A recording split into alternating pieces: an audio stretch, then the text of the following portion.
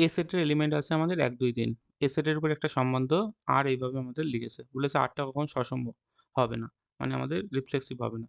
তাহলে জানি আর যদি রিফ্লেক্সিভ হতে গেলে আমাদের ১, ২, ৩ টার্মের জন্যে আমাদের ১, ১ টার্মটা ২, ২ আর ৩, ৩ এই ৩ টে টার্মই থাকা দরকার। কিন্তু এখানে দেখছি আমরা ৩, ৩ টার্মটা আর এর মধ্যে নেই। তাহলে 3, 3 নট বিলংস টু আর এর জন্য এটা আমরা সসম হচ্ছে না। মানে আমাদের রিফ্লেক্সিভ হচ্ছে না। একটা রিলেশন আমাদের প্রতিসম বা সিমেট্রিক তখনই হয় প্রত্যেক এ বি টার্মটা ওই রিলেশনের মধ্যে থাকলে মানে বিলংস টু আর হলে সেটা ইমপ্লাইজ করে বি এটাও আমাদের বিলংস টু আর হতে হবে। তাহলে এখানে দেখছি আমরা ১, ২ টার্ম আছে কিন্তু ২, ১ টার্মটা নেই। ২, ৩ আছে কিন্তু সঙ্গে, সঙ্গে ৩, ২ ও আছে।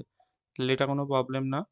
আমাদের ১, ২ টার্ম থাকার জন্যে ২, ১ টার্মটাও বিলংস টু আর হওয়ার দরকার, যেটা নেই। তাহলে অপশন সির জন্য এটা আমাদের প্রতিসম বা আমরা সিমেট্রিক বলতে পারছি না। একইভাবে আটটি সংক্রামক নয়।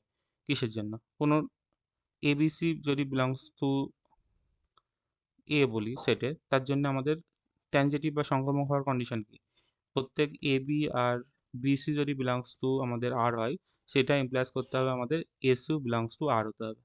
তাহলে এখানে দেখছি আমরা ১, ২ আর ২, ৩ আছে। কিন্তু মানে এখানে আমাদের ১, ২ আছে, ২, ৩ আছে।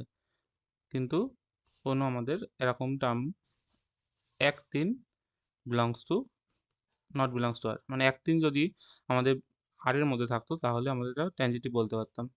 যেহেতু ১, ৩ নট বিলংস টু আর তাহলে এটা আমরা ট্যানজেটিভ বা সংক্রামক হচ্ছে না।